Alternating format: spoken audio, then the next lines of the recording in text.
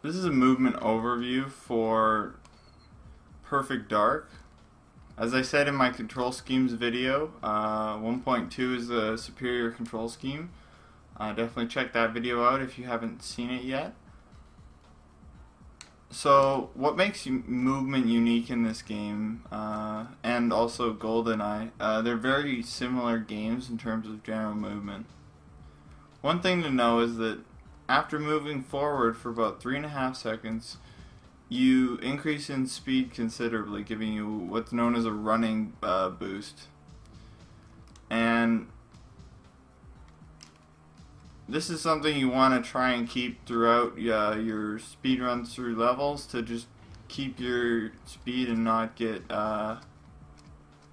slowed down. There's only a few things that can slow you down from this running boost. One of them is pausing. Pausing brings you to a complete standstill, so even if you buffer movement out of it, you'll still have to press forward for about 3.5 seconds before you get the running boost again. The other thing that can do it is aiming with the R button. That also stops you. In addition to moving forward, moving to either side with the side C buttons like that, that also increases your movement speed by about 1.3 times compared to just moving forward, if you don't try and look where you're going. If you try and look where you're going always, then you're going to be turning always. This speed can be kept through levels by running into things as you're waiting for things to open. I'm going to call this elevator. And as I'm waiting for the door to open, I can run against the wall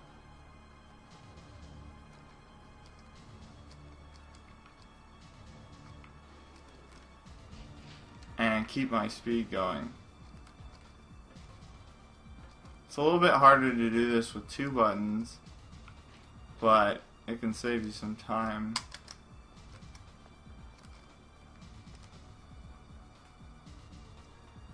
When you're moving in general, you can see that loading a lot of polygons kind of lags your console a little bit. It's a little bit faster in the in-game timer to be looking at the ground or the ceiling. It's not necessarily faster right here because I'm looking down and loading all those floors underneath me, so it's actually faster to look up in this instance rather than looking down, and that just reduces the lag on the game console a little bit. And that'll help you going faster when you don't need to look at something to aim. More often than in Goldeneye speedrunning, you need to be aiming at something while you're in Perfect Dark, going through Perfect Dark speedrunning. There's a lot more objectives, a lot more things to activate, etc. So you're not going to be looking at the ground or ceiling as much as you would do in a Goldeneye speedrun, but it's still an important strategy. So different characters, Elvis and Mr. Blonde, actually have different movement properties, so definitely check out their movement properties a little bit and experiment before you go into those missions. While you're moving, it's very common that while you're making lines to places, if you get shot, you'll actually get driven off of your off of the direction that you're going.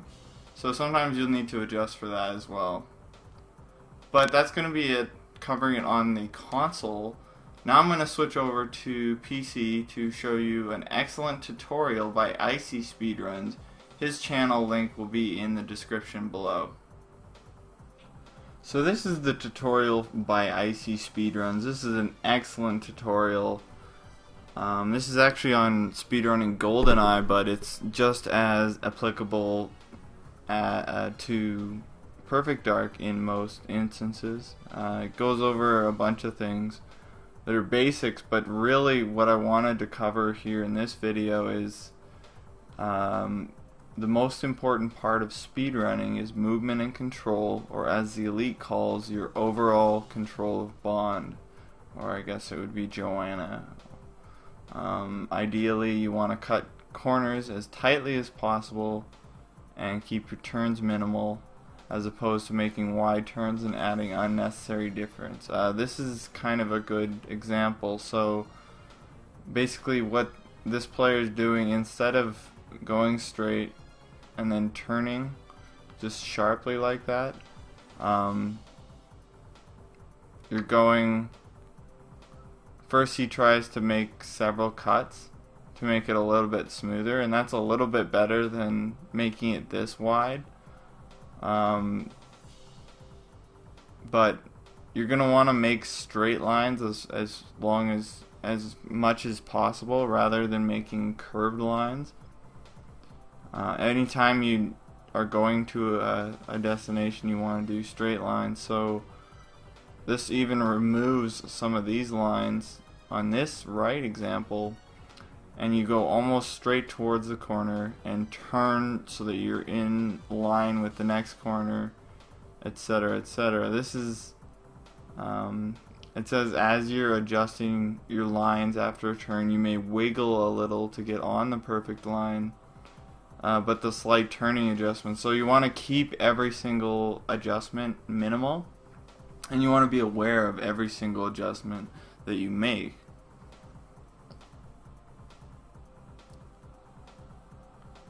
Here's a good tip.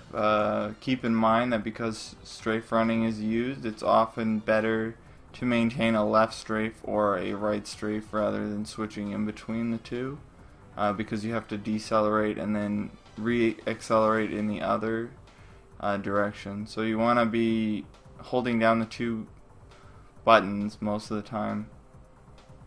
This goes through some other stuff that I'm going to be covering in future tutorials. I'm making kind of a broken down version of this and his other Perfect Dark tutorial, but really if you want to get in and you just can't wait, links will be in the description below. Check out these tutorials. They're an excellent resource for anyone starting up learning Goldeneye or Perfect Dark speedrunning. So that's going to be it for this video. Thank you for watching, and take care.